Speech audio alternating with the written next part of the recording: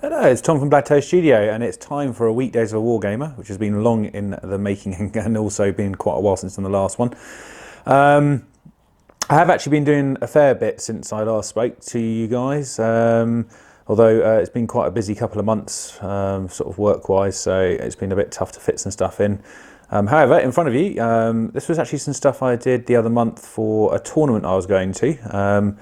It was shortly sort of after the Faith and Fury book came out that I wanted to sort of add a lot of things to my Black Templars army just to sort of give me some more combat options. So as you can see in front of you here, we have a assault squad with jump packs and also a little bike squad there with a multi-melter as well.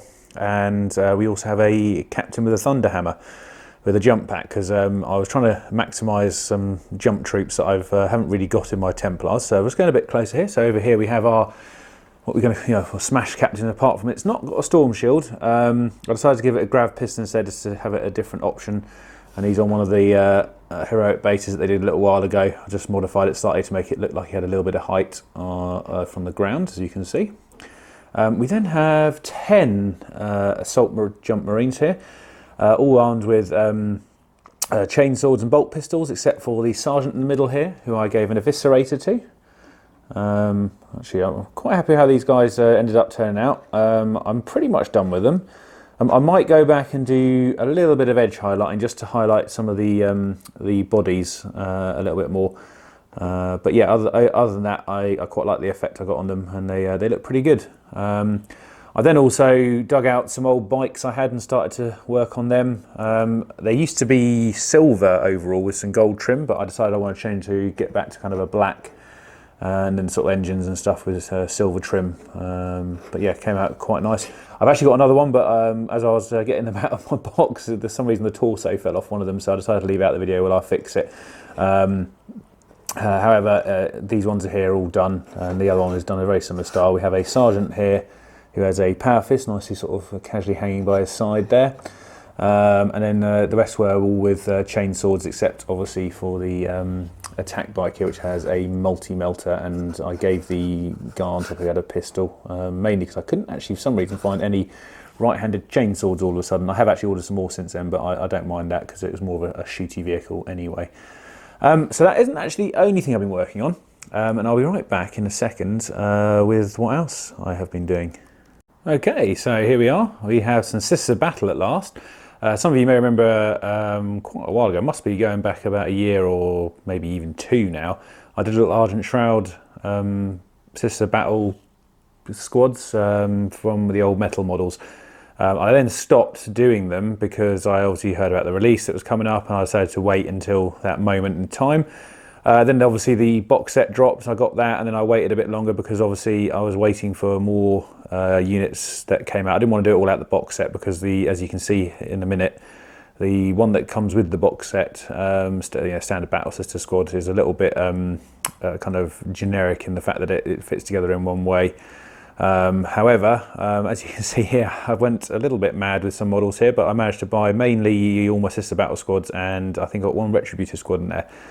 So let's go a little bit closer here. So on the left here, we have the ones that I'm pretty much painted now. I don't think I'm going to do too much more to these. I'm really happy with how they're starting to turn out.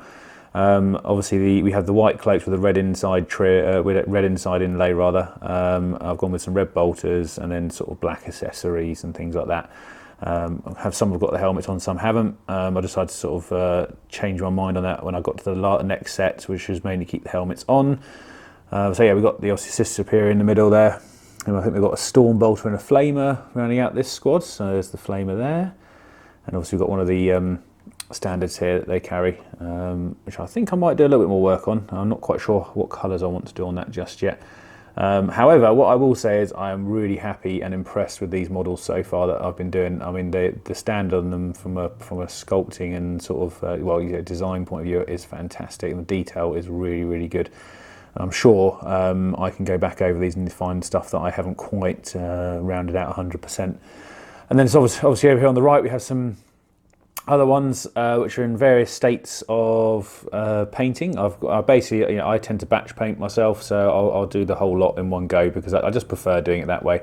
and I might do a good session of it for over a week and then take a little break for it and come back to it. And so in this one, basically we got to just started doing the cloaks, because I base these silver because the majority of the model is actually in silver anyway, and I think it's fine as a base coat for what I'm doing. So yeah, and as you can see here, we've got some retributors. I'm sticking with mainly multi-melters and heavy flamers for my retributors. Obviously the Argent Shroud tactics are quite good at sort of moving up and still firing weapons even while advancing, so I'm trying to take advantage of that.